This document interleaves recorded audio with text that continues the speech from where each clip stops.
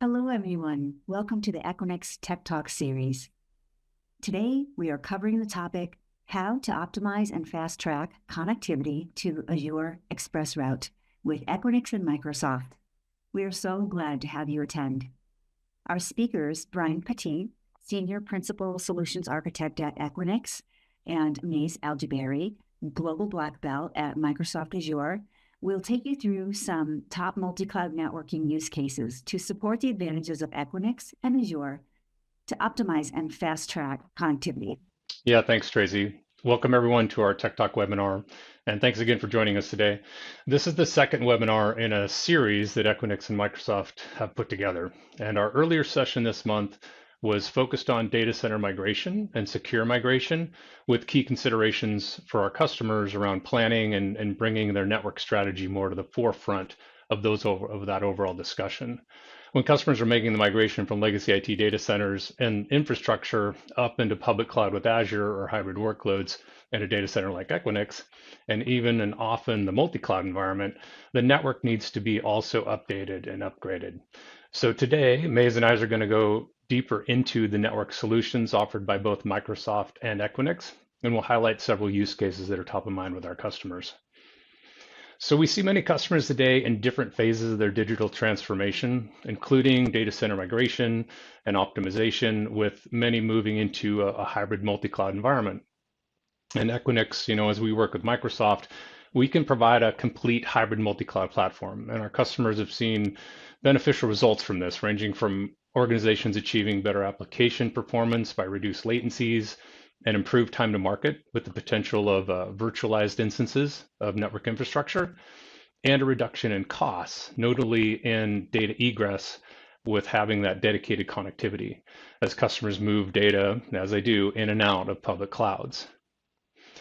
So Equinix accomplishes this all through our digital service offerings. And at the center of those offerings is our software-defined network solution called Equinix Fabric. Fabric allows customers to connect to the major public clouds like Azure and others, and into our partners inside Equinix and into their own infrastructure that's spread across the globe. So as we focus on data center migration, hybrid workloads, and the role that optimizing that network plays, Equinix provides both the secure connectivity and a cloud-adjacent digital edge to our customers. And as we see more and more workloads of customers moving up into Azure, Equinix provides a private and predictable solution for Azure ExpressRoute, ExpressRoute Direct, and multi-cloud connectivity. And we'll talk about all that in detail as we move forward today. We also provide a digital edge for our customers' hybrid workloads. So on the kind of the right side here, we align really well with the Azure adaptive cloud offerings like Azure Local, along with cloud adjacent advantages for mission critical workloads like storage and AI. So Microsoft Azure addresses hybrid connectivity in a similar manner. So next, I'll ask Mays to help walk us through that from the Azure perspective.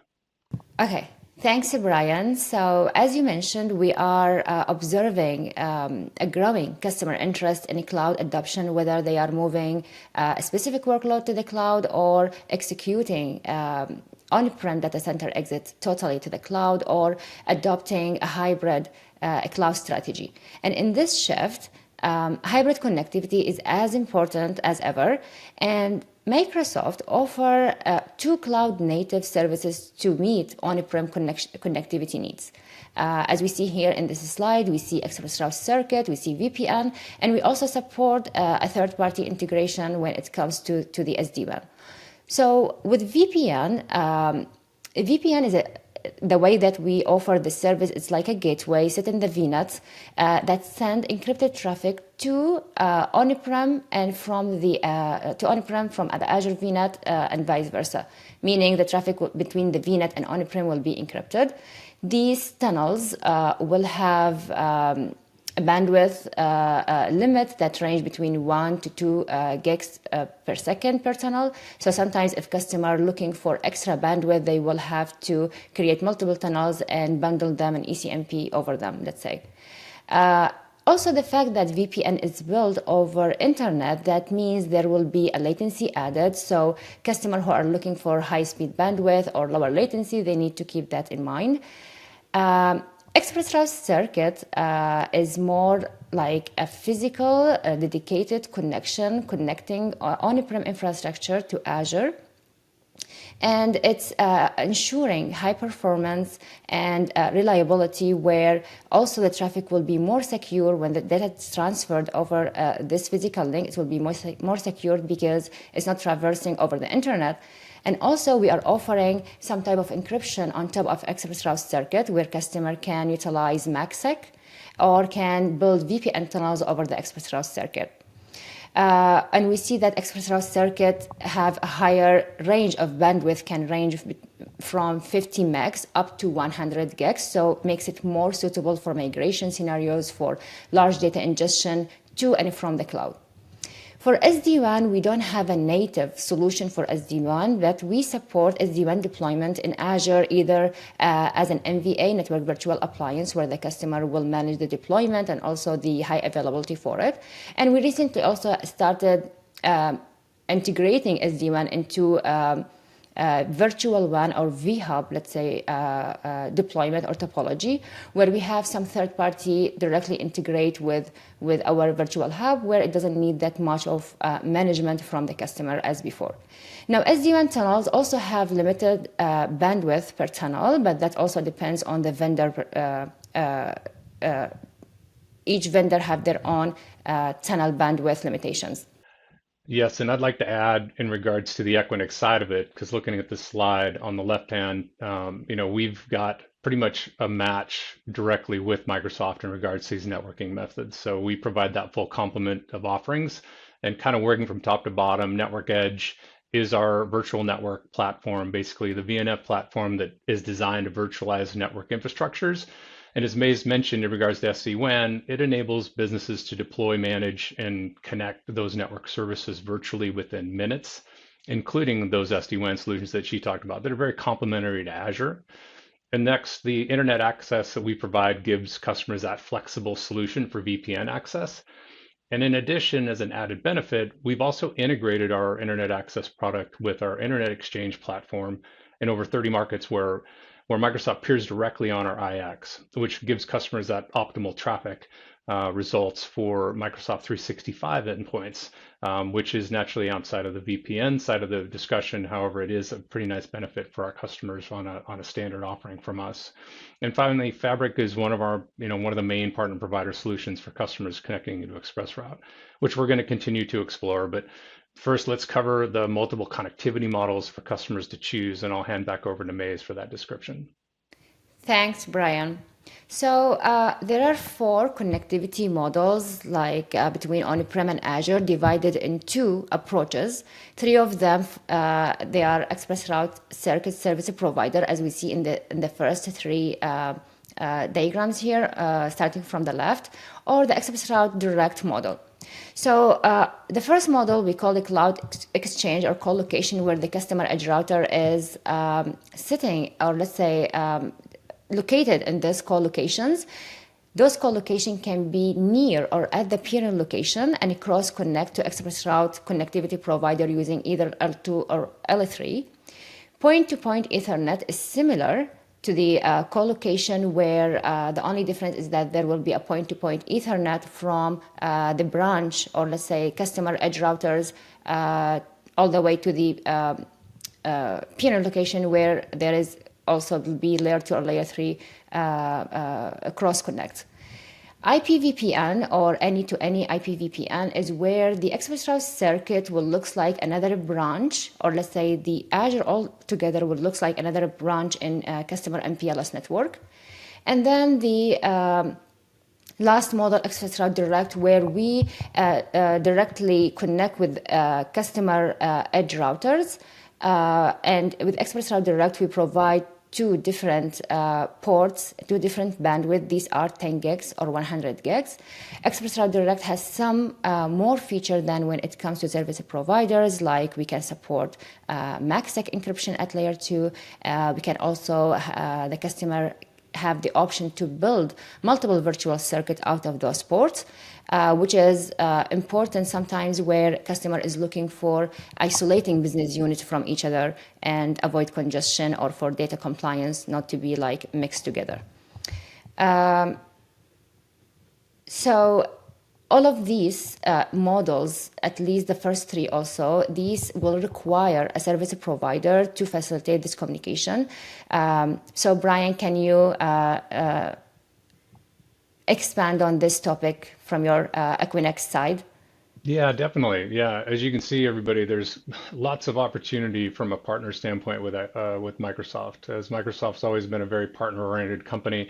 Naturally, from really left to right here on the left-hand side, Fabric, as we mentioned, is listed under that Colo Cloud Exchange model. In fact, we used to call Fabric Equinix Cloud Exchange. It's now called Equinix Fabric, but naturally, it's something that provides that dedicated connectivity in the SDN, the software-defined networking type model that we provide for customers. And on the far right side, from an Equinix standpoint, we also play a part in ExpressRoute Direct. Since many of the Microsoft Enterprise Edge deployments reside inside Equinix data centers, we provide access to the customer's infrastructure via standard cross connects between that customer cabinet or cage and up into the Microsoft Enterprise Edge cage directly where ExpressRoute sits. So, this covers kind of the ExpressRoute models of connectivity, but we see customers continue to move larger and more critical workloads up into Azure. So naturally, diversity and resiliency of the network really becomes important. So I'll pass it over to Mays again to discuss that. Yes, great point, Brian. Especially the cloud itself has a lot of resiliency options like building services on multiple zones to maintain that there is, if one zone is down, then the service will still be up and running. So this need to be like the same when we're talking about the connectivity. So Azure ExpressRoute circuit by itself, like the circuit comes with two physical connections, meaning it terminates on two routers on our side at the peer location. The way we have done this, like two physical connection, is to make sure that there is connectivity from on-prem always to Azure if we are doing any type of maintenance or update on our routers. So if one router is having update, then the other link will be up and running and carry the traffic between on-prem and VNet. However, these two physical links, both of them are located in the same POP or same edge site or same, let's say we call it peering location. So if this peering location for any reason is down, fiber cut, some weather conditions as we have seen before, then these two links will be down and your connectivity will be interrupted to the cloud. So this called standard resiliency, that you are relying only on these two physical connections in the same peering location.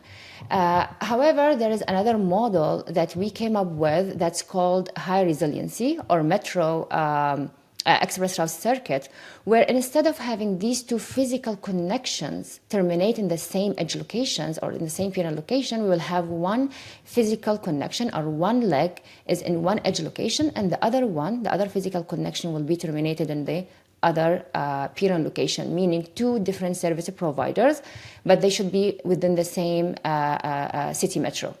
And that's what we called Metro ER, Metro ExpressRoute Circuit. That's now GA in some regions like Amsterdam, Zurich, and Singapore, and more regions will be coming to this year. The maximum resiliency that most of the customers are doing is they are getting benefits of ExpressRoute circuit being deployed in other regions, for example, if they are multi-region, or they will have to deploy the circuit in let's say, just replicate the metro concept themselves by deploying another circuit in different edge location in the same metro city. But the most use case we see that the customer utilizing the other circuit they have in other region, so they connect their VNets to the local region, and the traffic will go over it whenever it's up and running, and fill over to the other region, to the other circuit when local circuit is down. So these are the three main connectivity, or let's say resiliency models we have today in Azure, and this applies if you have hub and spoke, and also if you have virtual WAN topology with some extra feature with virtual WAN topology maybe. Yeah, and as basically you've shown in each model, Equinix Fabric plays a part in each one of these resiliency offerings. So customers really can choose now to build out what they need in Azure and on Equinix Fabric. And really from day one, Fabric's been built with redundant infrastructures, very similar to what Mays discussed in regards to how the Microsoft Enterprise Edge has been built for ExpressRoute. The majority of customer connections that we see today, naturally, they've utilized that standard model.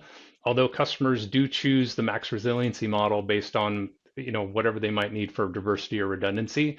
And I know that Microsoft and Equinix, highly recommends that model. There are several markets currently where Equinix also supports ExpressRoute Metro for high resiliency.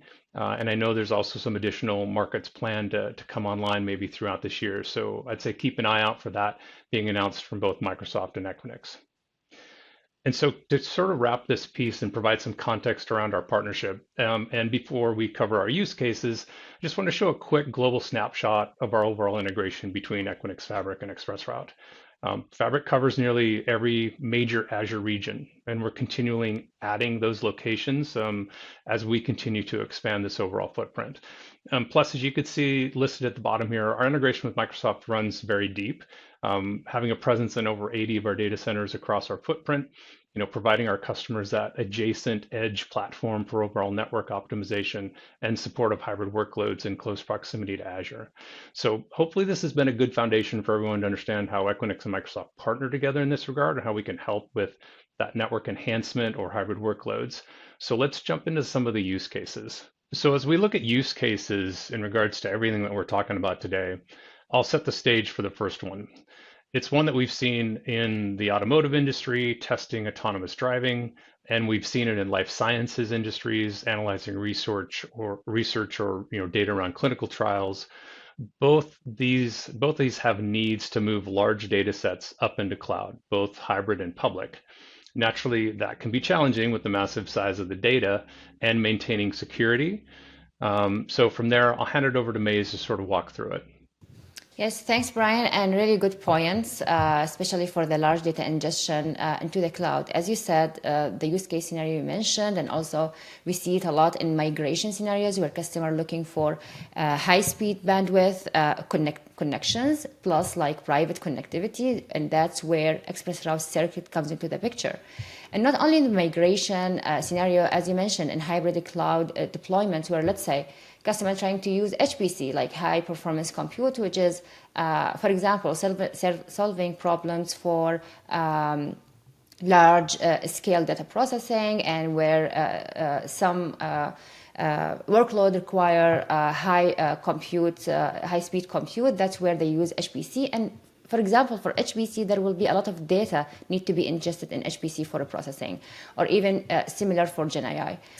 So if, let's say, the customer is trying to use a 10 gig circuit, right? We want to make sure that they will be utilizing this whole 10 gig bandwidth and there is no bottleneck in the path. So if you look at the path here, on-prem will send the traffic to Azure, of course, utilizing these cross connects done through the Equinix or, let's say, service providers. And then our routers will be connected to other routers inside the VNet, and we call it ExpressRoute gateway. Now, this gateway has also a bandwidth limit. The maximum bandwidth this gateway can have today in hub and spoke is 10 gig, and we have a public preview for what we call ExpressRoute gateway, or let's say scalable ExpressRoute gateway that will be supporting up to 40 gigs. But let's say now we are focusing on what's already GA and available is 10 gig. In hub and spoke model, and 20 gig when we are talking about the virtual WAN topology. So let's say customer is looking to utilize 10 gig, then they need to make sure that this gateway is the ultra performance SQ, which is supporting 10 gig, just to making sure that there is no bottleneck after the 10 gig. However, as I mentioned, as of today, the highest gateway bandwidth we have is a 20, right, with virtual WAN, and 10 with hub and spoke. What if the customer want to use the 100 gig? In this case, with 100 gig ExpressRoute direct circuit, there is an offering called Fast Path. What is Fast Path is? Today, when customers sending traffic from on-prem, it will go to the circuit here, to our edge routers, and then to the gateway, and then to its final destination. However, return traffic will go directly from its final destination. Let's say I'm going to storage. It will come, and of course, here storage is enabled through private endpoint, let's say. Return traffic will go like directly to the router and bypassing the gateway by default. What if we need to bypass this gateway so we can get this full 100 gig of the circuit? That's when you enable FastPath. You enable fast path, that means the traffic will go directly from the router up to its final destination. Let's say we are talking about storage. Now, this is a great feature with ER Direct where it's give you more, let's say, capabilities to use FastPath, because FastPath in service provider model don't support, let's say, if you have a private endpoint enabled for your service like storage. It doesn't support private peering. If your final or let's say endpoint is in a peered VNet, then FastPath won't be bypassed in service provider model. Or if you have a static route here that are pointing the traffic to go first to an MVA, that also won't be supported. Traffic will still go over the ExpressRoute gateway. With ER Direct 10 gig or 100 gig, if you enable FastPath, then you can have all of these features, like if your endpoint in peered VNet, that will be supported. If you have private endpoint either in the hub or even in a peered VNet, that will be supported. Or if you have a UDR, we call it UDR, which is a route table on the gateway, will also be supported. Sometimes customer, have those requirements where, okay, I can't bypass the gateway because it's not giving me all the features I'm looking for, especially for a private endpoint. And for a private endpoint, as we said, customer need to have direct, and customer maybe is on service provider model. So what they can do as a workaround, let's say the customer want to push data to storage or to SQL database or to Cosmos, which are considered as a path service, they can utilize Microsoft peering, because the circuit can enable two domains: private peering, where you go directly to the VNets, or Microsoft peering, where you go directly to our path services, and we will require public IP from on-prem perspective to enable this Microsoft peering. So they can go utilizing Microsoft peering and go directly to this path service, and there is no gateway in the path and no need for fast path or anything. But that also depends on your requirements and what you are injecting this traffic for. Yeah, that's a great example, Mays. I mean, we hear a lot from customers in regards to those two sides of peering with ExpressRoute, be it, the private peering or the Microsoft peering, and when would I be using that? So I love seeing that in regards to sort of the options that customers could have. Naturally on the Equinix side, both with ExpressRoute or ExpressRoute Direct, depending on the needs of the customer, with everything Mays said there, we can support that in all the locations that we've talked about. And really, depending on the migration path and time frame for data sets that we've seen with customers, lots of times customers might migrate in stages, right? Some up to Azure for storage and processing, and some into a hybrid infrastructure inside Equinix. So I think it really covers a lot of bases for the customer, and that's a great example of it. And so in a similar vein, looking at the second use case, this also includes large data sets, but maybe moving that data in the other direction, right? Looking at an on-prem and an Equinix location or into another cloud. And we've seen this a prevalent case for a lot of large enterprise customers looking to leverage a legacy database that maybe they keep in a hybrid environment, or to manage data flows between two cloud providers. So again, the size of the data and implementing an optimized network is challenging. So I'll let Mays pick up the details on this one. Yes, so we are seeing some use cases or scenarios from the customer where they are meeting, for example, some type of compliance. Let's say we have a financial institute who want, or let's say they have a compliance of keeping the data on the on-prem side, but they want to leverage Azure for their application. For example, they want to build the customer portal, analytics dashboard, and they are using Gen AI for, or let's say, AI-based fraud detection. And in that case, that will cause data to be passing from the cloud down to on-prem, because for those applications, there will be a lot of data will be pulled from the on-prem databases. And also for the AI or data processing for fraud detection processing, the traffic will also flow from Azure down for retrieve and write the data back to the on-prem storage. So this is one of the use cases we are seeing. Customers are moving large amount of data from the cloud down. Or also, we have been seeing a lot of backup or business continuity, disaster recovery use cases where the customer are backing up their Azure, let's say, data into other cloud, because sometimes they don't have even on-prem, let's say, or they just want to have some specific type of backup, let's say, between Azure Storage and S3 and Amazon, for example. So this will require a large data of ingestion from Azure to the other cloud or Azure to on-prem. Now, customer asking, okay, how can I minimize this egress charge? Because the way we build ExpressRoute circuit today is there is the fixed price for the circuit itself. And there is also the egress charge. We don't charge on the inbound to Azure. Inbound is not charged. The egress is the one that where you can start getting billed on the charge. That's where we advise the customer to use ExpressRoute local if they are aware that there will be a large data ingestion down to the on-prem. ExpressRoute local gives you unlimited data egress with no charge.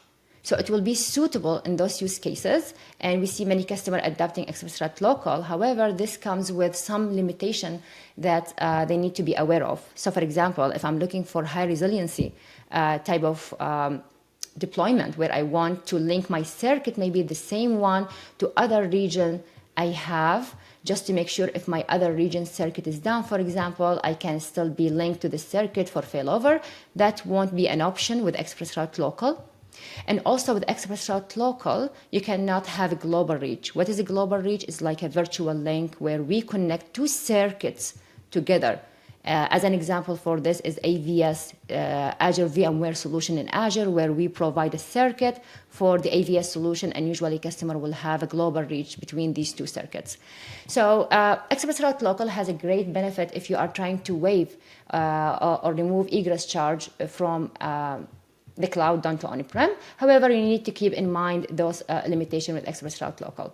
Now, some customers are using ExpressRoute Direct, and as I mentioned, they can deploy multiple circuits out of the ExpressRoute Direct. So they can have local for the local region for data egress, and they can also create a virtual circuit that has a standard ExpressRoute circuit SQ, where in standard you can link the circuit to any gateway that will be within the same geopolitical areas. And I would say, yeah, I'd sort of add to that. Number one, I'm not sure how many customers know about ExpressRoute Local, so I love that you're highlighting that. I think naturally we can be that bridge from cloud to on-prem, especially when customers are moving out of their own data centers and need support for hybrid infrastructure inside Equinix. And that mention of ExpressRoute Local is a good one, right? It brings a lot of value to our customers to help offset those data charges. And that's a simple, Fabric support of a automatic deployment, right? I mean, the provisioning setup is the same within setting up ExpressRoute, choosing the local ExpressRoute option as a resource, and then a standard provisioning on the Equinix side. I would say for the, cloud to cloud connectivity, that we also want to talk about Fabric Cloud Router, our layer 3 routing capability of Fabric is an option to easily connect between environments through a single platform. And if a customer wants even more control of the data and applications, Network Edge that we mentioned previously could provide those virtualized routers as a standard offering from the likes of Cisco and Arista from the routing side. So I'll let you touch a little bit on that, because I know that's what I think you were looking at for ECDR. Or Oh, yes. So that's a great point, Brian, because we have multiple customers asking, okay, how can I have multi-cloud connectivity? How can I connect to my other cloud from Azure? So as we mentioned, they can use VPN, they can use SD-WAN. However, bandwidth won't be sufficient as they are looking for ExpressRoute circuit. And that's where we start talking about service provider like Equinix, who are able to, bridge these two circuits. Let's say from Azure perspective, it will be ExpressRoute circuit terminate here at a cloud router and Equinix, and then the other cloud can be terminating on the same one, which will facilitate this connectivity here. And as I was saying, we are seeing a lot of BCDR scenarios where, especially recently, we have seen this trend in LATAM where Azure has a single region there, and customers want to have a DR location. So what they do is they choose another cloud provider to have their DR as their DR destination. So in that case, of course, they will need a high bandwidth connectivity private for data transfer between the clouds. So that's where Equinix and service provider comes into the picture to provide this connectivity between the two clouds. Yeah, and that's a great example there. Something that does come up depending on the regional availability, right, of Azure, and really being able to leverage all the resources that are out there across an Equinix platform. So I know we're short on time. Let's talk about the third use case and kind of take a look at what we see more and more from enterprise customers that want to bring maybe an SD-WAN solution into the overall strategy. And both Microsoft and Equinix, as we've talked about, can help with that integration through offerings within Azure and at the edge with Equinix. So I'll hand off to you to kind of wrap things up with this last use case. Thanks, Brian. So as I mentioned earlier, multi-cloud connectivity can be for backup, can be because there is a hybrid cloud deployment. Some customer having their data stored in other cloud and they are using some AI learning model in Azure, or they are using AI for, let's say, for example, a media company who is storing their large video files in the other cloud, and they want to use, for example, AI on Azure to do automatic content tagging. So all of these need to have a high-speed bandwidth between them to have like enable real-time data processing. On top of this, what we see as a trend from the customers nowadays is that they are terminating SD-WAN tunnels from branches, let's say, in the in Equinix, or let's say service provider that's providing the service. So either the customer would have an on-prem, but they don't want to invest in SD-WAN here anymore, or because it's closer to come all the way to the central location where all other clouds are connected to the same place here, let's say. So these SD-WAN tunnels will be terminated all here, utilizing network edge, and it will provide connectivity to Azure, other clouds, and if on-prem exists, also to on-prem. Yeah, it wraps everything up really well, Mays. What we've seen customers really use as an aggregation point could be our network edge offering, right, from that SD-WAN piece to virtualize that part of it. And really the overall platform that we provide gives customers that ability to, again, connect all those locations together, be it the multi-cloud or up into Azure or in a hybrid mode, and potentially to those other locations on the customer network across an SD-WAN environment. So I think that really wraps up well in terms of the use cases. And I know that we've pretty much run out of time. So, and it's everything we wanted to cover today. So I'll hand back to Tracy in regards to any questions that have come up. Thank you, Mays and Brian, for that guidance, and Mays for your helpful use cases. One attendee asks, you mentioned access to several cloud providers on Fabric, but can you provide more details on how many and which ones globally? Yeah, I can touch on that. So it's actually it's a pretty huge list on the Equinix side. Naturally, we see the majority of connectivity into clouds being, I think, the Microsofts, the Amazons, the Googles and Oracles of the world, but naturally there's others out there, right? I mean, Equinix provides access into pretty much all of the major cloud providers and is one of the biggest providers doing that globally. So regardless of what location you may be in or what region you may be in, you'll more than likely see multiple cloud options in each one of the markets. The map that I showed, you'll see multiple cloud options on that map outside of just that connectivity into Azure. Next question is, if I am using ExpressRoute Direct, does that mean my connection from on-prem will terminate directly in Azure data centers? That's a good question, because I get a lot of those questions, especially when we are talking about ExpressRoute Direct. Actually, no, all those connections will be terminated at our edge router that are located at the peering location. There is no direct connectivity from customers to our routers inside data centers. All will be terminated at the peering locations. Unfortunately, we are at time and will respond directly to the unanswered questions. But before we close, if you're interested, we have a full library of webinars in the Tech Talk library link found in resources.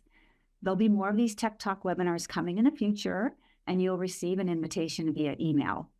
With that, we will now close out. Thank you and have a great day.